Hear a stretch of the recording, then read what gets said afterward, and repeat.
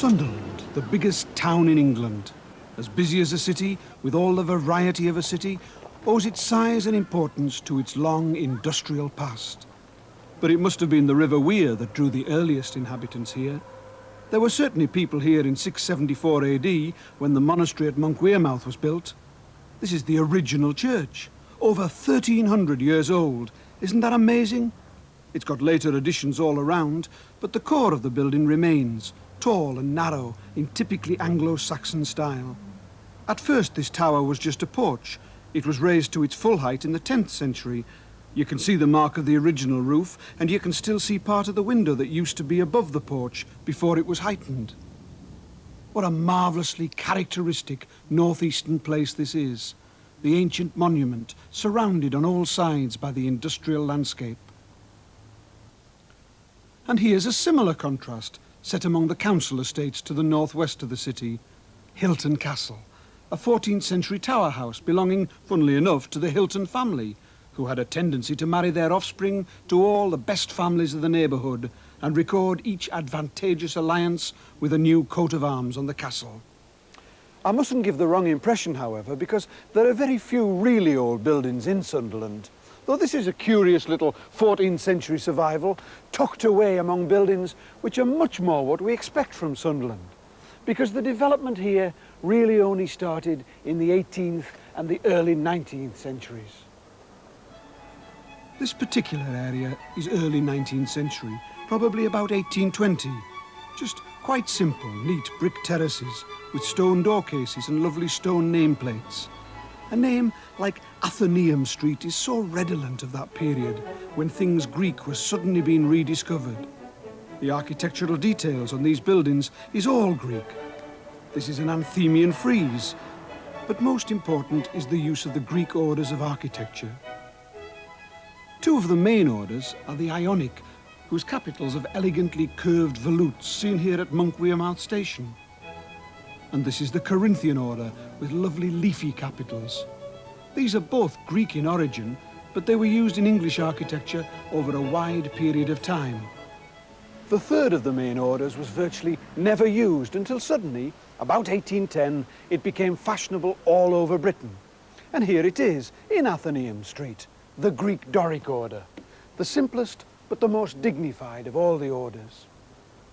Fluted columns, flat, squashy capitals. Above that, a plain, undecorated architrave. And then a frieze, which alternates moulded triglyphs with plain metopes.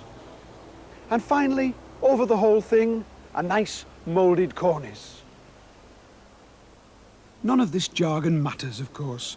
What matters is that here, in Sunderland, we can find excellent examples of almost any style of architecture. For example, here's a Baroque building.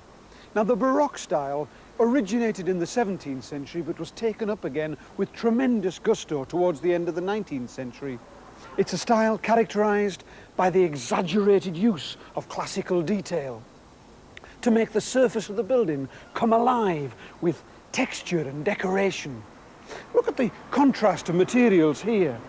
The rough, rusticated basement, the smooth sandstone ashlar up above, and the finely polished granite. Beautiful. And next door, typical 30s commercial architecture. The decoration this time is Roman. Laurel wreaths and bundles of rods called fasciae. These were the symbols of Mussolini and the fascists. Typical 30s, as I say. And across the road, the late 20th century. Absolute simplicity of materials, but a certain excitement of design, soaring vertical lines. How nice it is to be in a city for a change, where you get architecture which is intended to show off a bit. Civic buildings and banks, for example, huge stone edifices, heavy with classical respectability, but just a hint of Baroque adventure. They seem to be saying on the one hand, you'll be safe with us, and on the other, come on, take a chance. None of them is livelier than this, though, built in the 1870s, in the heyday of the British Empire. But what about that? Can you imagine a worse way to treat the ground floor? Sunderland Centre, like all cities, has suffered architecturally in the 20th century.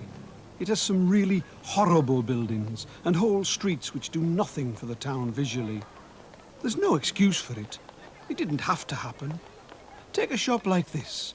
Moderately successful as a shop, they tell me, and equally successful as a piece of architecture. Simple 20th century classicism with a pretty clock. The town is working towards remedying the mistakes. Part of the huge, bleak 60s shopping centre has recently been revamped as a shopping mall, and it looks vastly better to me than it did before.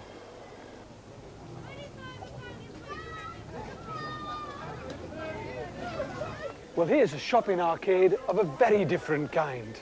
It's like a bazaar or a souk in an Arab town. Even the names have an Arabic look about them. And is that a mosque that I see peeping above the roofs? Well, no. Of course, it's the bingo hall. And this, of course, is very much 20th century Sunderland. But isn't it well designed? Excellent floorscape, beautifully detailed roofs, and such a feeling of life about the place.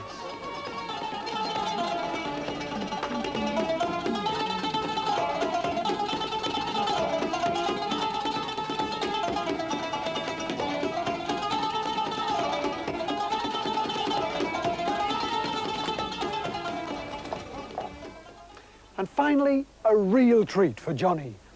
My own favourite period of English architecture is the period between about 1880 and about 1914.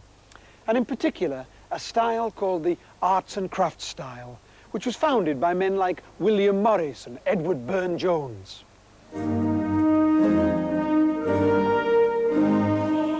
This is Roker Church, near the seaside in Sunderland, sometimes called the Cathedral of the Arts and Crafts movement. It was built for John Priestman in 1902 by E.S. Pryor, and like all the buildings of the style, it was dedicated to craftsmanship, simplicity of detail, but perfectly executed.